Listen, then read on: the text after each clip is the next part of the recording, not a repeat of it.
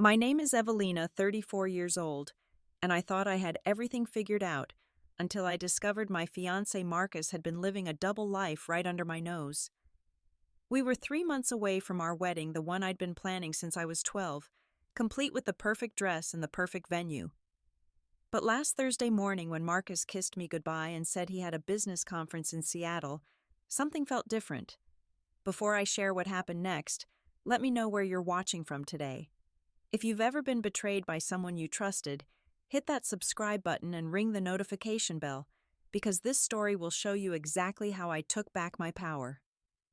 Marcus and I had been together for 5 years, engaged for 1, and everyone said we were the perfect couple. You know the type. The ones who finish each other's sentences, who show up at every party holding hands, who post those anniversary photos that make everyone comment relationship goals. We lived in a beautiful apartment in downtown Boston with exposed brick walls and a view of the harbor that took my breath away every morning. Marcus worked in finance, one of those jobs where he wore expensive suits and talked about portfolios and market volatility. I was a senior marketing director at a tech company, the kind of position I'd worked 70-hour weeks to achieve. The thing about Marcus was that he seemed to adore my family. My parents loved him like the son they never had. Dad would take him golfing every other Sunday, and Mom would call him directly when she needed help with her computer. But the real testament to his charm was how he won over my younger sister, Natalie. Natalie was 31, married to Tom, and had 2 beautiful kids, Emma, who was 7, and little James, who just turned 5. She lived in the suburbs about 40 minutes from us in one of those houses with the white picket fence and the perfectly manicured lawn. Natalie and I had always had a complicated relationship. She was the baby of the family, the one who could do no wrong in our parents' eyes, while I was the responsible older sister who had to pave the way. When Marcus came into my life, Natalie was initially cold toward him. She said he was too smooth, too perfect, that nobody could be that charming without hiding something. But Marcus worked on her, remembering her kids' birthdays, showing up at their school plays, offering to babysit when she and Tom needed a date night. Within a year, she was calling him her brother and saying I'd better not mess this up because she wanted to keep him in the family. The wedding planning had caused some tension between us recently. Natalie wanted to be my maid of honor, which was fine, but she also wanted to control every aspect of the planning. She had opinions about the flowers, the menu, the music, even the color of the napkins. When I gently told her I wanted to make these decisions with Marcus, she got quiet in that way she did when she was hurt, but trying not to show it. There was something else too. Something I'd inherited from my grandmother that had always been a source of quiet resentment. When Grandma Rose passed away 3 years ago, she left me her vacation house in Martha's Vineyard. It wasn't just any house.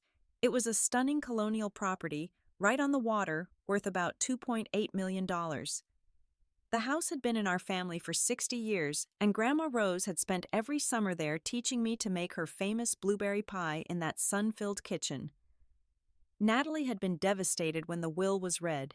She couldn't understand why Grandma Rose had left it to me and not to both of us, or why I got the house while she got a trust fund that was admittedly generous, but not nearly as valuable. The truth was, I had spent every summer with Grandma Rose at that house, helping her tend the garden, listening to her stories about Grandpa, learning the history of every piece of furniture. Natalie had always been too busy with camps and friends to visit. Marcus knew about the tension the house caused. He would often suggest we should invite Natalie and her family to use it, said it would help mend fences. I'd extended the invitation several times, but Natalie always had an excuse. 2 busy kids had activities, Tom couldn't get time off work. Recently, there had been small things about Marcus that felt off, but I attributed them to wedding stress. He'd started working out more, getting up at 5 in the morning to hit the gym. He bought new cologne, something expensive and French that was different from the woody scent I'd bought him for Christmas. He was protective of his phone in a way he'd never been before, taking it with him to the bathroom, placing it face down during dinner. I told myself I was being paranoid. This was Marcus, the man who brought me flowers every Friday, who knew how I took my coffee, who held my hand during my grandmother's funeral and didn't say a word when I sobbed through his entire shirt. The man who'd proposed to me on the beach at Martha's Vineyard, right in front of Grandma Rose's house, saying he wanted to start our forever in a place that meant everything to me. That Thursday morning when he left for his supposed conference, I decided to surprise him. Our 5-year anniversary was coming up, and I'd commissioned a custom watch with an engraving on the back coordinates of where we'd first met. I needed to confirm the exact location with his assistant, because Marcus was sentimental about these things, and I wanted it to be perfect. His iPad was on his home office desk, which was unusual because he typically took it everywhere. I figured he'd forgotten it in his rush to catch his flight. I knew his passcode.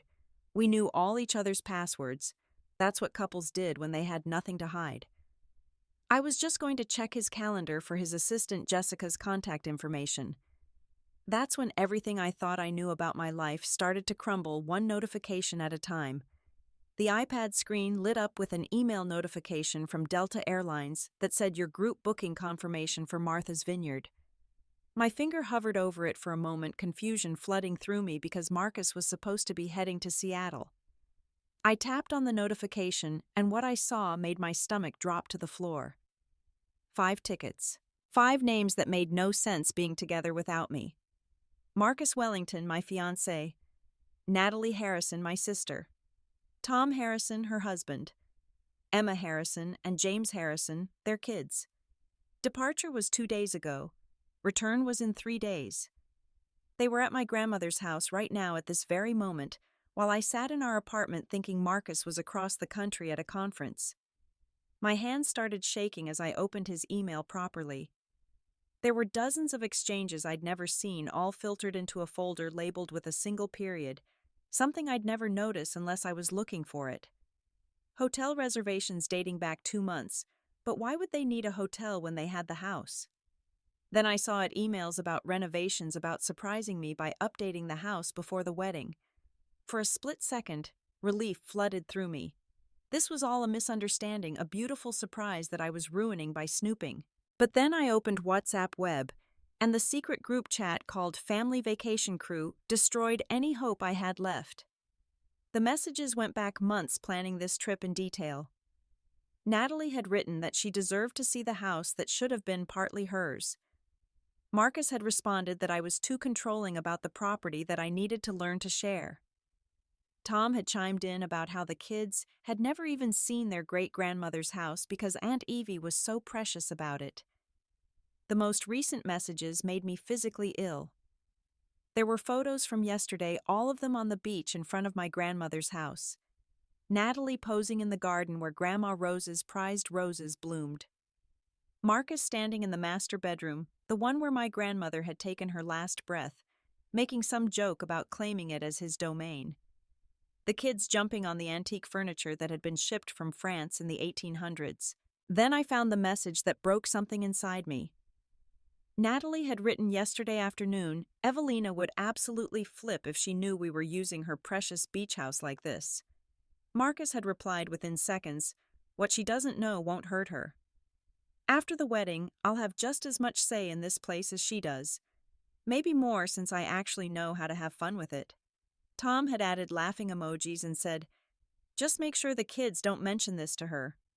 We've been practicing the story about going to Cape Cod instead.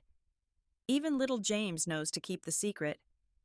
They were training my 5-year-old nephew to lie to my face. I scrolled up further, finding credit card statements Marcus had forwarded to Natalie.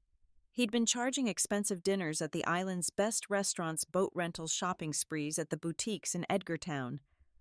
All on cards I didn't even know he had. The receipts showed charges for wine tours, private chefs, spa treatments.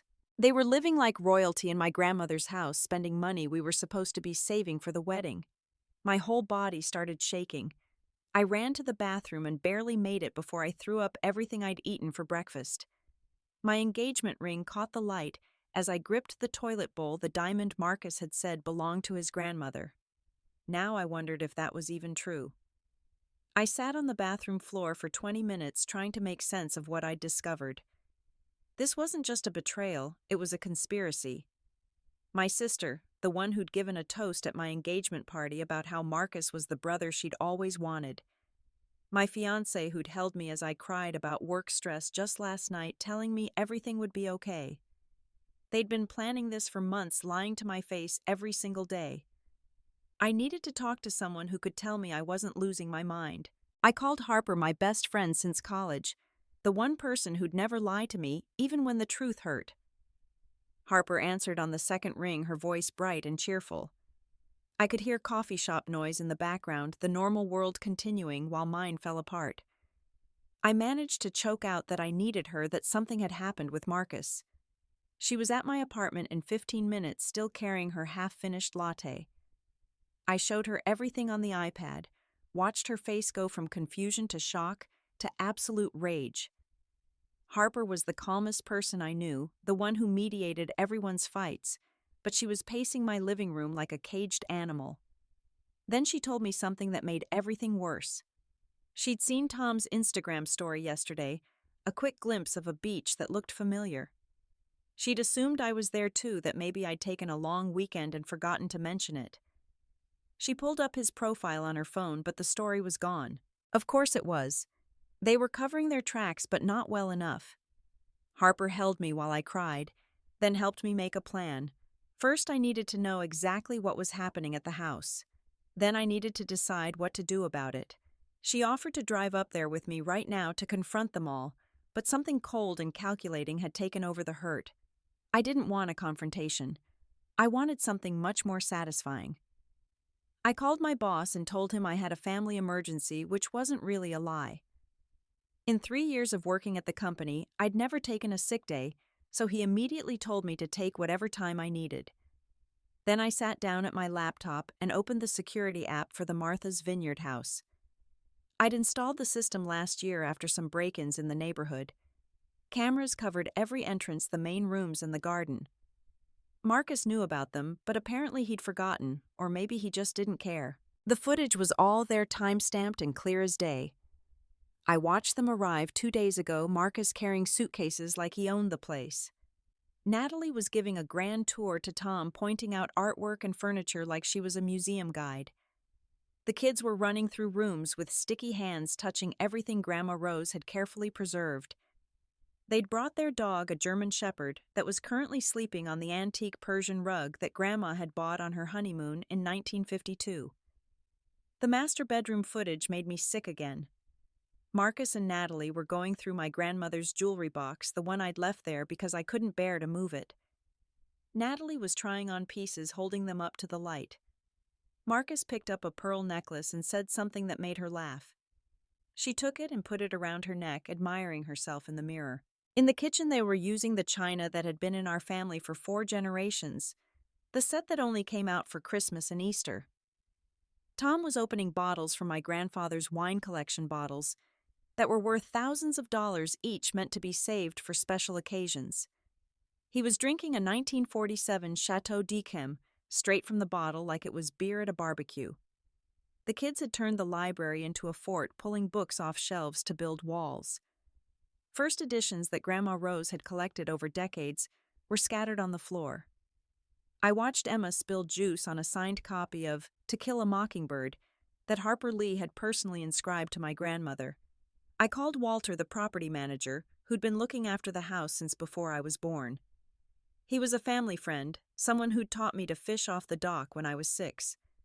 His voice was warm when he answered, asking how the vacation was going. When I told him I wasn't at the house, that no one should be there, the silence on the other end stretched for so long I thought the call had dropped. Then Walter cleared his throat and said they had written permission from me. They'd shown him an email printed out and everything authorizing their stay. I asked him to forward me the email immediately. When it arrived, I stared at a perfect forgery of my signature on a letter I'd never written.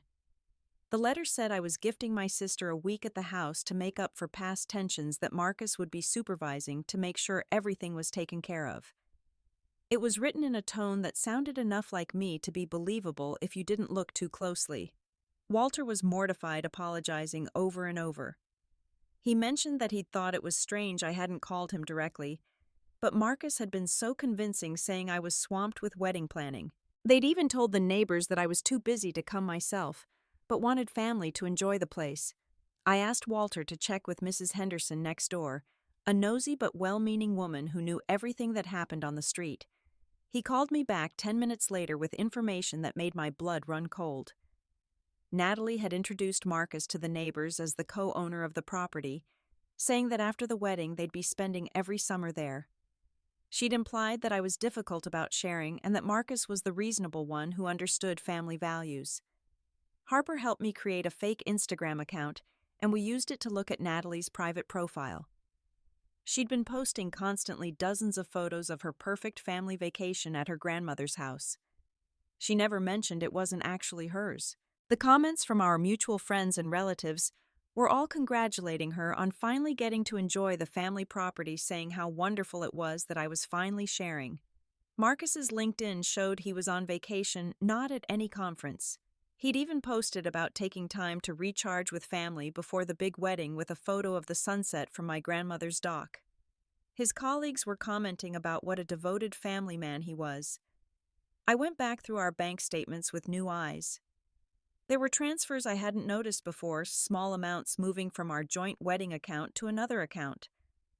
When I dug deeper, I found that Marcus had opened an account with Natalie 6 months ago. They were co-signers. The account had over $30,000 in it, all money that was supposed to be for our wedding and honeymoon. Harper gasped when I showed her. She grabbed my phone and started scrolling through text messages between Marcus and me from the past few months, pointing out all the times he'd mentioned being short on cash, needing to wait on certain wedding expenses.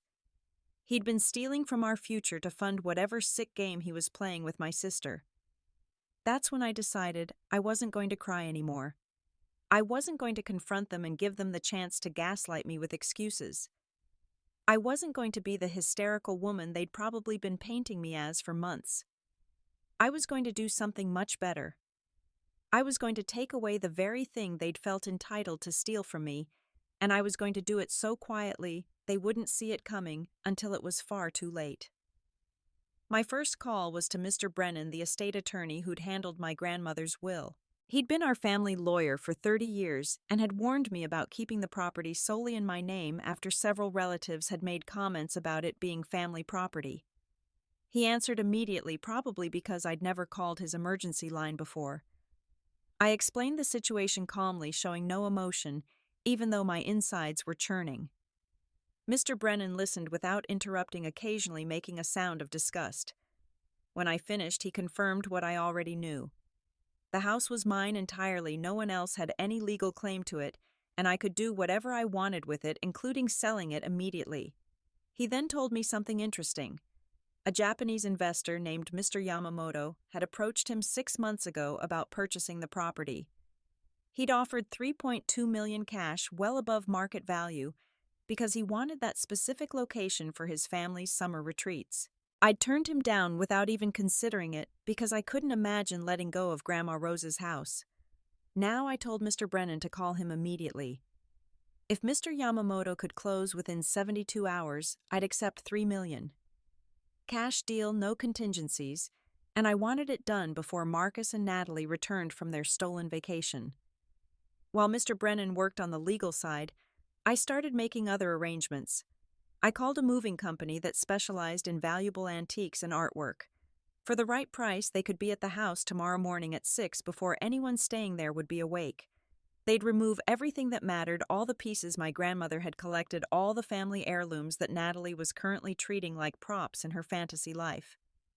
I hired a professional cleaning crew to come in after the movers to remove every trace of our family's presence. The house would be pristine and empty when they returned, just walls and floors and nothing else. Then I called a storage facility and arranged for climate-controlled units to house everything until I decided what to do with it. The wedding vendors were next. I called Sandra, our venue coordinator at the Four Seasons. She was shocked when I told her to cancel everything, asking if I was sure, reminding me about the $45,000 in deposits I'd lose. I told her I'd never been more sure of anything in my life. She must have heard something in my voice because she stopped arguing and said she'd handle everything. The photographer Jenny was actually excited when I called. She'd never liked Marcus, said something about him seemed off when she'd done our engagement photos. She offered to come document the house clearing for free, said it would make an interesting art project about reclaiming space. I politely declined, but appreciated the support. My apartment was next. I systematically went through every room, packing anything that was mine and leaving Marcus's belongings in neat piles. His clothes, his watches, his precious golf clubs. I wasn't vindictive enough to destroy his things, but I also wasn't going to make it easy for him. I rented a storage unit in his name, paid for 1 month, and had everything delivered there. The key and information would be waiting for him when he got back. I changed the locks on my apartment, sending a message to the building management that I'd had a security concern and needed immediate replacement. They didn't ask questions, just sent someone over within the hour. While the locksmith worked, I opened new bank accounts at a different bank, transferring everything that was solely mine. The joint accounts I left with exactly half, down to the penny. I wasn't a thief like them. I went to the safe deposit box and removed my grandmother's jewelry. The pieces I'd kept in Boston because they were too valuable to leave at the house. The engagement ring from my grandfather, the diamond brooch from their 40th anniversary, the pearl necklace that Grandma Rose wore to my college graduation. These were never going to be touched by Natalie's greedy fingers. I created a detailed timeline of everything I'd discovered, complete with screenshots, bank statements, and security footage. I sent it all to myself and Harper, creating a paper trail that couldn't be disputed. If they wanted to play games after this, I'd be ready with evidence of their conspiracy. Mr. Brennan called back within 3 hours. Mr. Yamamoto was thrilled and would wire the money immediately. We could close in 72 hours as requested. He was so eager that he didn't even want an inspection, trusted the property was as beautiful as he remembered. The papers would be ready to sign tomorrow. I booked a flight to Paris for 4 days from now. I'd always wanted to go alone, to wander the museums at my own pace, to sit in cafes and write in a journal like some cliché movie character. Marcus had always said Paris was overrated, that there were better places to visit. Now I realized he just didn't want to go anywhere that was my dream instead of his. That night I sat in my apartment alone, surrounded by boxes and emptiness. Harper offered to stay, but I needed to process this by myself. I poured a glass of the good wine I'd been saving for the wedding and raised it to the air. To Grandma Rose, who'd always told me to trust my instincts. To the version of me who'd ignored red flags for the sake of keeping peace. And to the new version who was about to show everyone exactly what happened when they mistook kindness for weakness. Day 1 of my 72-hour plan began before dawn. The moving trucks arrived at the Martha's Vineyard house at exactly 6 in the morning. I watched through the security cameras as the efficient crew began their work, guided by the detailed inventory I'd provided. They started with the most valuable pieces from the main floor, carefully wrapping and loading the grandfather clock that had been made in Switzerland in 1890. The movers worked like a choreographed dance, removing paintings from walls, rolling up Persian rugs, boxing china and crystal. They took the silver service that had been a wedding gift to my great-grandparents, each piece individually wrapped in cloth. The library was cleared of its first editions, packed into climate-controlled boxes that would preserve them perfectly. At 7:30, I watched Natalie stumble into the kitchen in my grandmother's silk robe, the one with her initials embroidered on the pocket. She stopped dead when she saw a mover carrying out the kitchen table, the one where our family had shared 50 years of summer dinners. Her scream was loud enough to be heard clearly through the security feed. Marcus appeared moments later, wearing my grandfather's smoking jacket that he must have found in the closet. He grabbed one of the movers, demanding to know what was happening. The mover, professionally trained for situations like this, simply handed him a card with Mr. Brennan's number and continued working. I watched Marcus call the number, his face cycling through confusion, anger, then something that looked like fear. Mr. Brennan must have explained that the owner of the property was having items removed for storage, completely legal, nothing anyone could do about it. Marcus tried calling me, but my phone was already off the number, soon to be changed entirely. The kids appeared crying because the men were taking away the fort they'd built. Tom was on his phone, probably trying to find some legal recourse that didn't exist. Natalie was following the movers around, begging them to stop, telling them this was all a misunderstanding. They continued their work with professional detachment. By noon, the house was empty of everything that mattered. The furniture was gone, the art was gone, the rugs and dishes and books were gone. All that remained were bare walls and empty rooms, the bones of a house that was about to belong to someone else. The movers had even taken the curtains following my instructions to leave nothing of sentimental value. The cleaning crew arrived as the moving trucks departed. They went through every room, removing any trace of our family's presence. They cleaned out closets where old summer clothes had been stored, emptied the pantry of Grandma Rose's preserves, even removed the welcome mat that had our family name on it. I received confirmation that everything was safely in storage, each item cataloged and photographed for insurance purposes. The total value of what I'd removed was over $800,000, not including the sentimental value that couldn't be measured in money. Day 2 was for the legal proceedings. I sat in Mr. Brennan's office signing paper after paper with a steady hand. Mr. Yamamoto appeared on video call from Tokyo, his excitement palpable even through the screen. He talked about how his grandmother had once visited the Vineyard and fallen in love with that exact stretch of beach, how this house would be where his family would make their American memories. The wire transfer went through at exactly 2 in the afternoon. $3 million appeared in my account, the largest sum I'd ever seen with my name attached to it. Mr. Brennan had already helped me set up investment accounts, ensuring the money would be protected and would grow.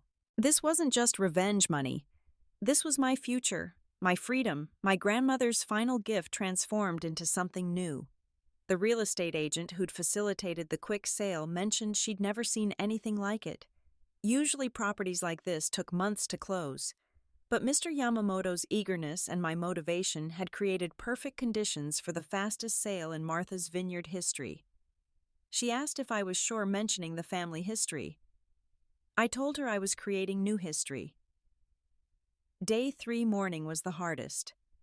I drove to the Vineyard myself, arriving just as the sun was rising. The house stood empty and clean, no longer recognizably ours. I walked through each room one last time, remembering summers spent here, remembering my grandmother teaching me to knit in the front parlor, my grandfather showing me how to tie sailing knots on the porch. In the garden, my grandmother's roses were in full bloom, the last thing that remained of her presence. I cut a dozen of them, wrapping them carefully in wet paper towels. These roses had been propagated from bushes she'd planted in 1962, the year she got married. I wasn't leaving them for strangers, no matter how nice Mr. Yamamoto seemed. In the attic, I found something the movers had missed, a small box tucked behind a beam. Inside was Natalie's childhood diary, the one she'd kept the summer she was 12 and I was 15. I opened it to a random page and saw an entry about how much she hated me for being prettier, smarter, better at everything. She'd written about wishing I would disappear so she could be the only daughter. I tucked the diary into my bag. She'd probably want this back someday, but not today. Walter met me at the house to say goodbye. He'd been hired by Mr. Yamamoto to continue managing the property, but he was clearly emotional about the change. He hugged me and whispered that my grandmother would be proud of me for not letting anyone walk over me. He'd seen enough of the security footage to understand exactly what had happened. I left the keys with Mr. Brennan's assistant at exactly noon. The closing was complete. The house that had been in our family for 60 years now belonged to someone else. But it had been mine to sell, and I'd rather see it with strangers who'd appreciate it than with family who felt entitled to it. I set up one final thing before leaving the island. I drafted an email to our entire extended family with the subject line, "Important Family Update." I scheduled it to send at exactly 3 that afternoon, when Marcus and Natalie would be returning to find the house empty and sold. The email contained select screenshots of their messages about deceiving me, the forged permission letter, and a simple statement that I'd sold the property as was my right as sole owner. I ended with a note that any family members who had issues with this could take it up with my lawyer. My flight to Paris was leaving from Logan Airport at 8 that evening. I sat in the first-class lounge, something I'd never splurged on before, sipping champagne and watching my phone light up with notifications I wasn't going to read. Harper was sending me play-by-play updates from social media where the drama was apparently unfolding in real time. As the plane lifted off, I turned my phone completely off and closed my eyes. Somewhere on Martha's Vineyard, Marcus and Natalie were discovering that their stolen vacation had cost them everything. The house was gone, their secret was exposed, and I was 30,000 feet in the air flying toward a new life they couldn't touch. The Ring doorbell footage Harper sent me 3 days later was everything I'd imagined, and more. The camera captured Marcus, Natalie, Tom, and the kids pulling up to the house in their rented SUV, laughing about something as they got out. Natalie was carrying shopping bags from expensive boutiques. Marcus had a new golf club over his shoulder. They were completely oblivious to what was waiting for them, or rather, what wasn't waiting for them. Marcus was the first to notice something was wrong. He stood at the front door, key in hand, confusion clear on his face. The lock had been changed as part of the sale, so his copied key wouldn't work. He knocked, probably thinking the cleaning crew had accidentally locked them out. When no one answered, he walked to the window and peered inside.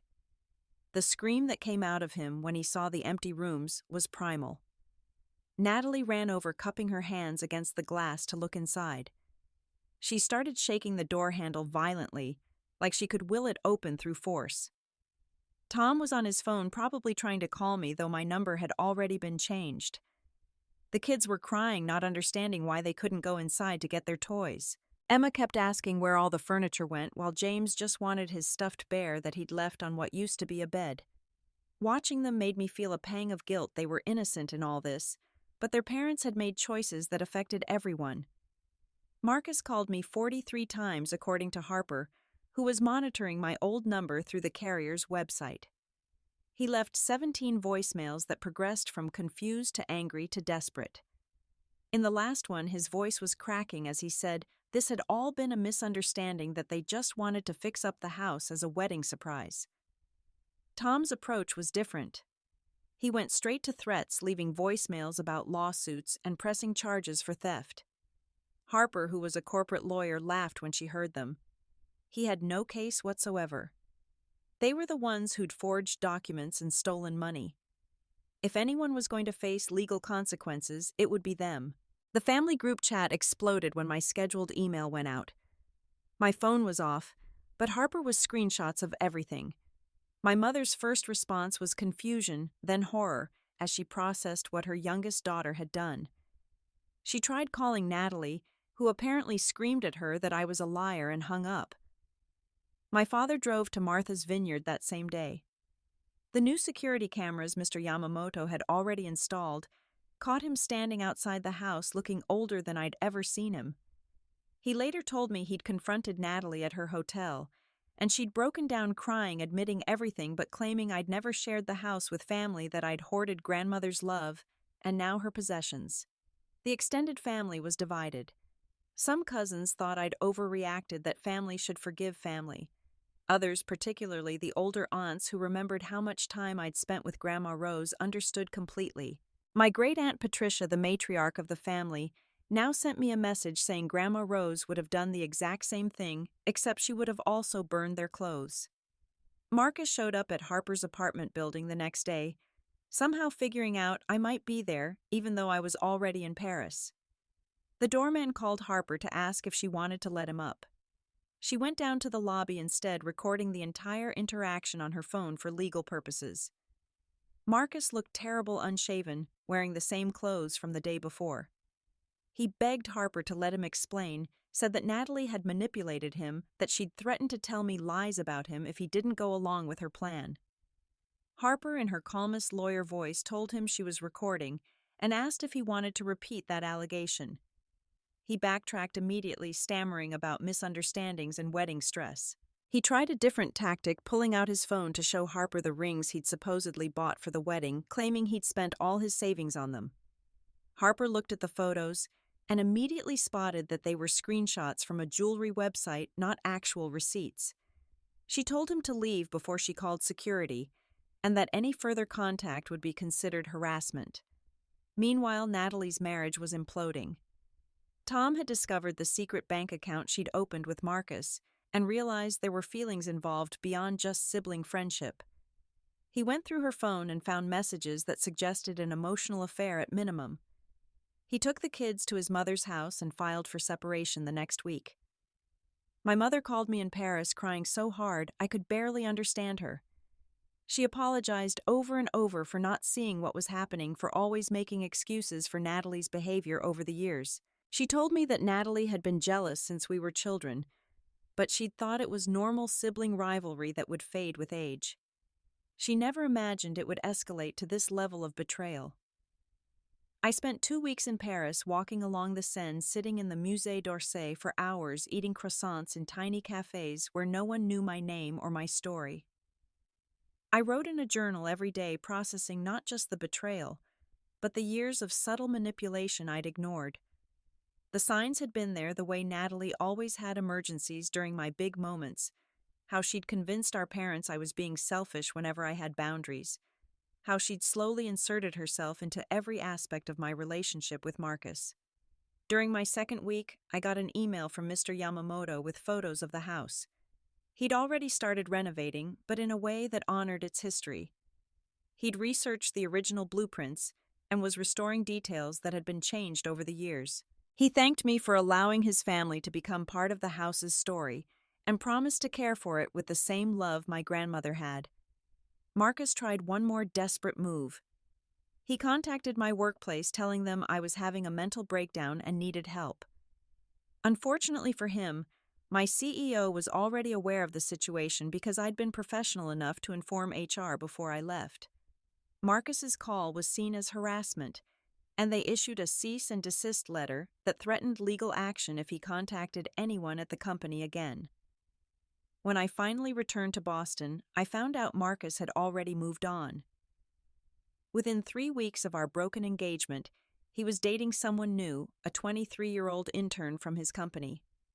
My friends were appalled at how quickly he'd replaced me, but I felt nothing but relief. It confirmed that whatever we'd had wasn't real, at least not for him. I'd been a convenience, a path to a lifestyle he wanted, nothing more. Natalie sent me a letter through Mr. Brennan's office since she didn't have my new address. 8 pages of blame and self-pity, accusing me of ruining her life, destroying her family, taking away her children's heritage. Not once did she apologize or acknowledge what she'd done. She ended by saying I was no longer her sister, as if that was a threat rather than a gift. 3 months later, I sat in my new apartment in Denver, a place I'd chosen because it was far from Boston and full of mountains that reminded me nothing of the ocean. The apartment was smaller than what I'd shared with Marcus, but every inch of it was mine. I'd decorated it with some of my grandmother's pieces, the ones that made me feel connected to her without drowning in memories. I'd started therapy with Dr. Martinez the week I arrived, knowing I needed help processing not just the betrayal, but the patterns that had led me to ignore so many red flags. She was a small woman with a gentle voice who had a way of asking questions that made me see things I'd been blind to for years. In our sessions, I began to understand how I'd been conditioned from childhood to put family first, to ignore my own needs in favor of keeping peace. My parents, loving as they were, had always expected me to be the mature one to make allowances for Natalie's sensitivity. When she threw tantrums, I was told to be understanding. When she broke my things, I was told to share better. When she lied about me to our parents, I was told that sisters fight and I should let it go. This dynamic had made me the perfect target for someone like Marcus, who saw my willingness to compromise as weakness to exploit. Dr. Martinez helped me see that my kindness wasn't the problem, but my inability to set boundaries was. I'd been so afraid of being seen as difficult or selfish that I'd let people walk all over me, mistaking their footprints for love. The money from the house sale had given me freedom I'd never imagined. I invested most of it wisely, but I also used some to start my own marketing consultancy. Within 2 months, I'd landed 3 major clients who'd followed me from my previous company. My former CEO even became an investor, saying he'd never seen someone handle a crisis with such grace and strategic thinking. I hired 5 employees, all women who'd been overlooked at their previous jobs, despite being brilliant at what they did. We worked out of a sun-filled office in downtown Denver with views of the mountains and a culture of radical honesty and mutual respect. No one was allowed to say they were fine when they weren't, and no one was expected to sacrifice their well-being for the company. Tom reached out to me through LinkedIn of all places. His divorce from Natalie was getting ugly. She was fighting for full custody of the kids, claiming he was an unfit father. He wanted to know if I'd provide a statement about what had happened at the house about her manipulation and lies. I agreed, not for Tom but for Emma and James, who deserved better than to be weapons in their parents' war. The custody battle revealed even more of Natalie's deceptions. She'd been siphoning money from their joint accounts for years, claiming it was for the kids' activities, but actually spending it on herself. She'd told Tom's family lies about me to keep them from questioning why we rarely saw each other. She'd even created fake social media accounts to make it look like she had more support than she did. My parents went to therapy themselves, trying to understand how they'd missed such toxicity in their own family. My mother called me crying after one session, saying the therapist had pointed out how they'd parentified me while enabling Natalie. She apologized for every time she'd asked me to be the bigger person instead of holding Natalie accountable for her actions. I started dating again 6 months after Paris, but differently this time. I was upfront about my boundaries, clear about my expectations, and unwilling to compromise on things that mattered. The first few men I dated couldn't handle it. They wanted someone easier, more accommodating. That was fine. I'd rather be alone than pretend to be someone I wasn't. Then I met Daniel at a climbing gym. He was a pediatric nurse who volunteered with at-risk youth on weekends. He was kind without being weak, ambitious without being ruthless. When I told him about what had happened with Marcus and Natalie, he listened without trying to fix anything, then said that their loss was his gain. He meant it too, never once using my past against me or making me feel like damaged goods. My new life had routines that fed my soul instead of draining it. Sunday dinners with my chosen family, the friends who'd stood by me through the worst time of my life. Morning runs in the mountains where the air was so clean, it made me feel like I could breathe for the first time in years. Evening painting classes where I was terrible but happy, creating abstract messes that made me laugh. I received a letter from Grandma Rose's best friend Eleanor, who was 93 and living in assisted care. She'd heard about everything through the family grapevine and wanted me to know that Rose would be proud. She wrote that my grandmother had once told her she worried about me always putting others first, that she'd left me the house specifically because she knew I was the only one who wouldn't let family pressure force me to share it before I was ready. On the 1-year anniversary of discovering the betrayal, I visited my grandmother's grave. I brought those roses I'd cut from her garden, now dried and pressed in a frame I kept in my bedroom. I told her about the new life I'd built, about the company, about Daniel, about the therapy and the growth and the peace I'd finally found. I thanked her for the house that had become my salvation, even in its loss. As I was leaving the cemetery, I saw Natalie's car pulling in. We hadn't seen each other since before that fateful trip. She looked older, tired, diminished somehow. She was alone. We made eye contact for a moment, and I saw her start to get out of her car, perhaps to approach me. I got in my car and drove away. I didn't owe her a confrontation or closure or forgiveness. The opposite of love isn't hate. It's indifference. And I'd finally reached that blessed state where she simply didn't matter to me anymore. She was a stranger who happened to share some DNA, nothing more. I got a text from Daniel that evening asking if I was okay, knowing what day it was. I told him I was better than okay, I was free. He sent back a heart emoji and a photo of the dinner he was cooking for us, a new recipe he'd wanted to try. This was what real love looked like: quiet support, respectful space, joyful sharing. The truth about family is that blood doesn't make you, family choice does. Every day we choose who we let into our lives, who we trust with our hearts, who we build our futures with. For too long I'd let biology dictate those choices, accepting treatment I'd never tolerate from strangers just because we shared parents. Family isn't always blood, and home isn't always a place.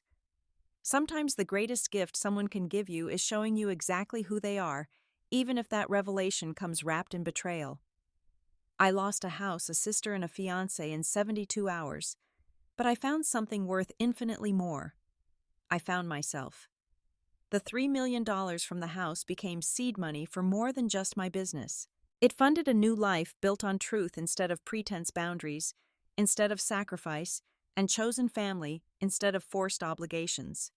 Marcus and Natalie thought they were taking something from me when they snuck off to that house, but they actually gave me the greatest gift imaginable: freedom from both of them. Some bridges are meant to burn, especially when they were built on a foundation of lies. The fire might be scary at first. The heat might make you want to run back to what's familiar, but on the other side of that burning bridge is a whole world of possibility. You just have to be brave enough to let it burn and wise enough not to rebuild it. Looking back now, I can see that losing that house was the best thing that ever happened to me. Not because I wanted to lose it, but because in losing it I found the strength to lose everything else that was weighing me down. The house was just property, but the lessons it taught me in its leaving were priceless. Grandma Rose always said that possessions were just things, but self-respect was everything. She was right. I sold her house, but I kept her wisdom. I lost my biological sister, but I gained a chosen family who actually love me for who I am. I canceled a wedding, but I found a relationship based on truth instead of manipulation. The Martha's Vineyard house stands beautiful and loved under Mr. Yamamoto's care. Marcus is on his third relationship since me. Natalie lives alone fighting custody battles and burning bridges. And me, I'm in Denver, building an empire, loving a good man, and waking up every morning knowing that I chose myself when everyone expected me to choose them. That's the real plot twist of this story. They thought they were taking something from me, but they were actually setting me free. Every lie they told, every dollar they stole, every moment they spent in that house thinking they'd won, they were actually losing everything that mattered. And I didn't have to lift a finger to destroy them. They destroyed themselves the moment they decided I was too stupid, too trusting, too nice to fight back. I wasn't too nice. I was just waiting for the right moment. And when it came, I didn't fight. I simply removed myself and everything I owned from their equation. The house, the money, the future they'd imagined, all gone in 72 hours. They played a game I didn't even know we were playing, but I still won. If you're watching this and you've ever been betrayed by people who were supposed to love you, know this. You don't owe anyone access to your life just because they're family. You don't have to forgive just to keep the peace. You don't have to set yourself on fire to keep other people warm. Sometimes the kindest thing you can do for everyone involved is to simply walk away and let them deal with the consequences of their choices. Thank you for listening to my story. If it resonated with you, if you've ever had to choose between family expectations and your own well-being, let me know in the comments below. What boundaries did you have to set? What bridges did you have to burn? And most importantly, who did you become once you chose yourself? Don't forget to subscribe if you want to hear more stories about people who refuse to be victims of their circumstances. Hit that like button if you believe that self-respect is worth more than family approval. And share this with someone who needs to hear that it's okay to walk away from toxic people even if they share your DNA. Remember, you can't change people who don't see anything wrong with their actions. But you can change your life by removing them from it. Stay strong, trust yourself, and never apologize for protecting your peace. Until next time, this is Evelina reminding you that the best revenge isn't getting even, it's getting free.